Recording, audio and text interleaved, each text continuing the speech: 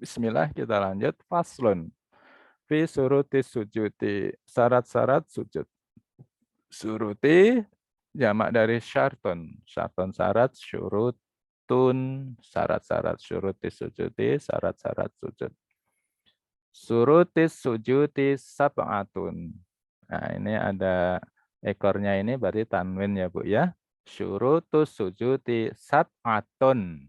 Surut syarat-syarat sujud itu ada 7. Yang pertama, an yasjuda ala sab'ati a'dha'in. An yasjuda bersujud ala di atas sab'ati a'dha'in. Sab'ah itu 7, a'dha'in itu anggota, anggota badan kita, anggota sujud kan 7 ya. Ya, kita lanjut ya, ini nanti dijelaskan berikutnya. Yang kedua, syarat sujud yang kedua, baik, kita hitung dulu ya. Sab'at 7 itu apa? Dua tapak kaki. Dua tapak kaki. Yang sujud itu kan jari jemarinya ya. Kita pakai jari jemari bagian dalam. Bukan bagian punggung. Dua tapak kaki. Kemudian dua lutut. Kemudian dua tapak tangan. Dua tapak tangan. Kemudian satu dahi plus hidung. Ini satu paket ini Bu, dahi dan hidung. Kalau dahi saja boleh Pak? Ya boleh. Tapi ini pendapat yang lebih kuat, dahi plus hidung ya. Jadi kalau cuma dahi kan ngangkat ya itu. Tapi lebih bagus, lebih pendapat yang lebih kuat, dahinya diletakkan di tempat sujud, hidungnya juga begitu. Hidung saya mancung banget Pak Ustadz, ganjel, nggak bisa. Ya, berarti gimana ya? Hidung aja. Waduh, dahinya susah nggak? Wah, pokoknya dibuat ya gimana caranya dahinya nempel gitu ya. Ya, baik. Ini 7 anggota sujud. 2 tapak kaki, 2 lutut, 2 tapak tangan, 1 dahi plus hidung ya, satu paket ini. Ya, baik. Yang kedua, wa an takuna jabhatuhu maksyufatan. Antakuna hendaklah jadikan jabhatuhu dahi. Dahi itu ukurannya dari tempat tumbuh rambut atas sampai alis ya Bu ya dahi. Kemudian pinggir-pinggirnya ya itu ya samping gitu ya, samping yang di depan, nggak sampai samping ya, dahi seperti itu. Batas-batasnya. Kan kita nggak mungkin kan sujud meletakkan dahi tapi, kepalanya sambil menoleh ke kiri, itu bukan meletakkan dahi, tapi meletakkan, pelipis ya, pelipis, bukan dahi. Maksufatan terbuka. Maksudnya apa? Jangan sampai ada yang menghalang dalam meletakkan dahi itu. Menghalang gimana maksudnya? Ya kalau ada plester perban yang masih menempel di situ, hendaklah dibuka dulu. Tapi ini sakit Pak Ustadz kalau dibuka. Oh kalau begitu, wudhu dulu, baru pakai perban. Khawatir apa? Nanti ada yang najis di situ. Ada yang najis, kemudian baru wudhu, padahal yang najis harus dibuang dulu. Jadi wudhu dulu baru pakai perban.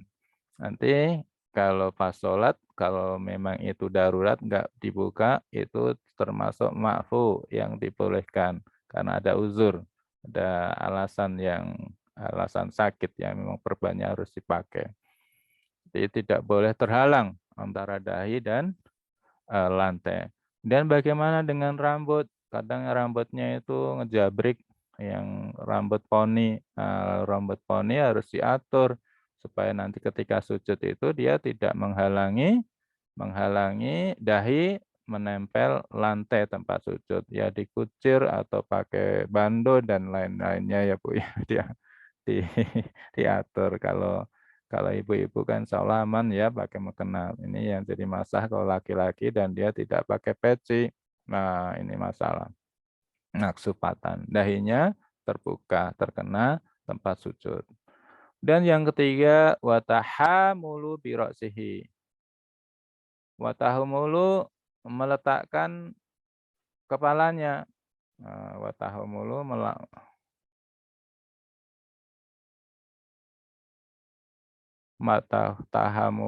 meletakkan birosihi,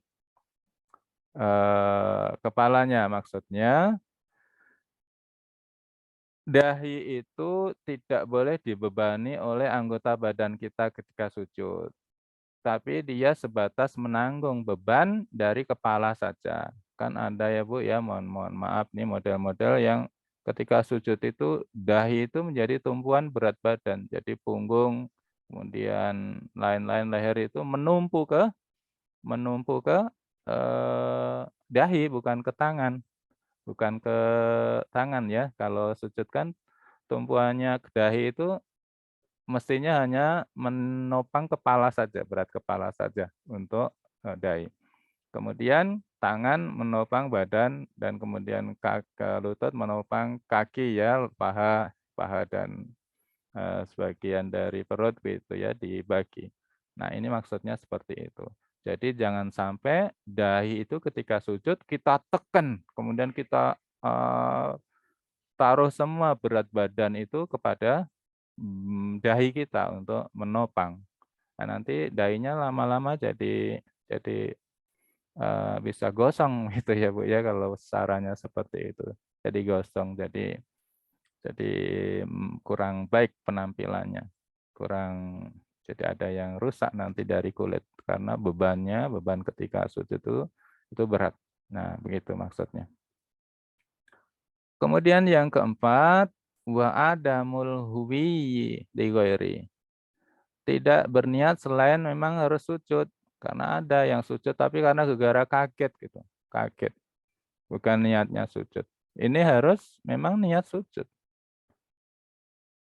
berniat berniat untuk sujud. Nah, ada yang ngantuk gitu, tiba-tiba terbangun, dia ngelihat orang lain pada sujud, ikut sujud aja, tapi dia tidak berniat sujud, sujudnya karena kaget. Ya, ketika sedang, duduk iftirosh itu, bangkit dari sujud, kemudian sujud lagi sambil ngantuk-ngantuk sholatnya, dia kaget. Nah, ini tidak memenuhi syarat sujud. Dia ikut sujud, tapi tidak berniat sujud karena kaget tiba-tiba bangun kok orang pada sujud gitu ya.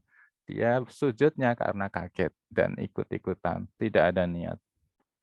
Kemudian yang kelima, wa'ala dan hendaknya tidak sudah bersujud ala syai'in atas sesuatu yataharraku yang bergerak biharohatihi dengan gerakan sholatnya itu.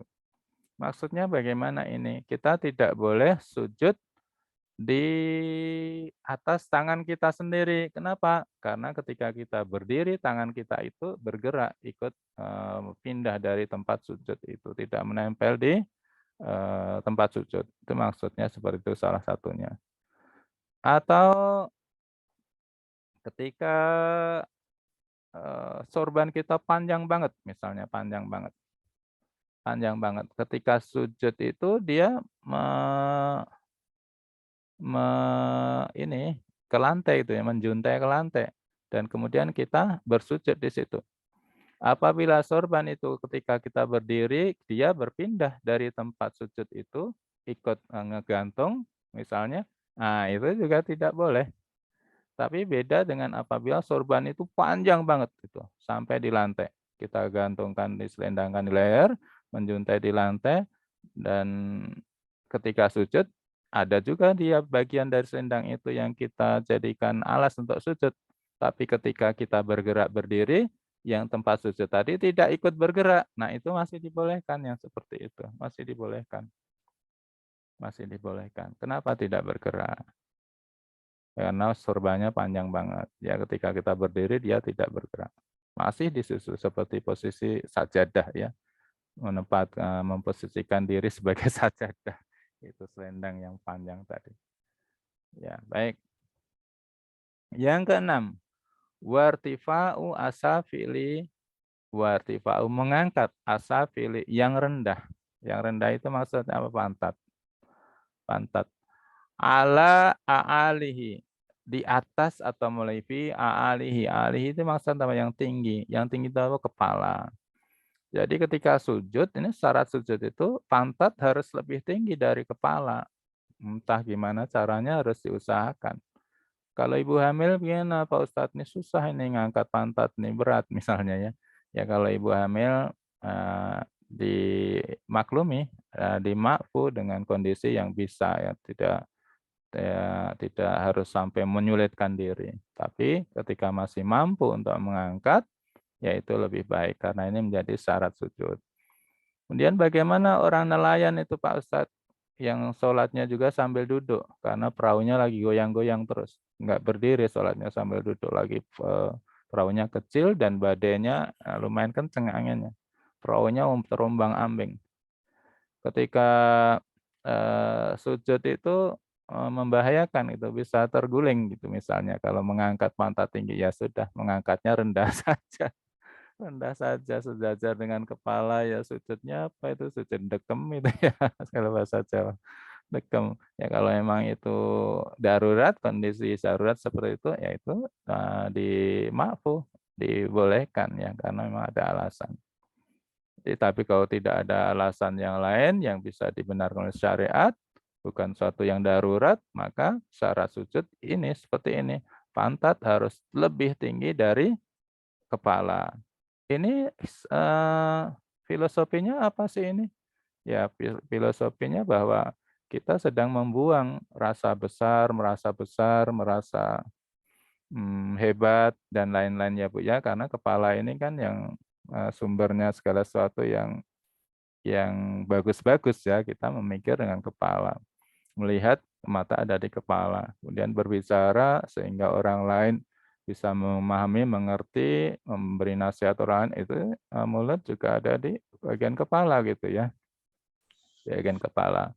Jadi ini membuang filosofinya ini adalah jangan sombong, ada suatu saat bahwa yang di belakang, yang rendah itu justru lebih tinggi ya. Dubur harus diangkat lebih tinggi, diposisikan lebih tinggi dari kepala. Ini sujud nih, menghilangkan, menyadarkan diri, jangan sampai sombong, jangan sampai takabur. Nah, sujud. Ya. Kemudian yang ketujuh, wa wa tuma'ninatu fihi. Tuma'ninah dalam sujud itu apa? Ya tadi, tuma'ninah itu anggota sujud kan ada 7 ini ya, Bu, ya. Ini harus bersamaan, dalam waktu yang bersamaan semuanya nempel di lantai. Jangan sampai ini dahi sudah menempel, tapak tangan belum, sudah diangkat, sudah angkat, duduk gitu ya, itu tidak tumakninah. Kenapa? Berarti anggota sujud tadi baru lutut, kemudian, tapak tangan, kemudian dahi hidung, tapak kaki, tapak tangannya enggak ya tadi ya, baru tapak kaki, lutut, kemudian, dahi hidung, tangannya telat ke lantai, baru nyampe, tapi dahi sudah diangkat. Ini tidak tumakninah seperti itu. Jadi dalam waktu yang bersamaan, 7 anggota sujud ini harus menempel di lantai. Kemudian kalau dari berdiri Pak Ustadz, dari ruku kemudian berdiri ke sujud, mana yang dahulu diletakkan? Lutut dulu atau tangan dulu? Atau dahi dulu? Ini ada pertanyaan seperti itu. Dari berdiri, setelah ruku itu ya Bu, berdiri kemudian kan sujud ya, sujud. Sujud yang dari berdiri itu. Itu mana dulu yang didahulukan? Tangan dulu, lutut dulu, atau dahi dulu? Ya, ini memang ada 2 pendapat, yang jelas bukan dahi dulu. Kalau dari berdiri turun langsung dahi dulu kan membahayakan kepala ya Bu, kecedot namanya. Ini pendapatnya adalah tapak, tangan dulu atau lutut dulu. Kalau kita mazhab Syafi'i adalah, lutut dulu, baru tangan, begitu ya. Lutut dulu, baru tangan. Tapi kalau mazhab Maliki, bukan lutut dulu, tapi tapak tangan dulu.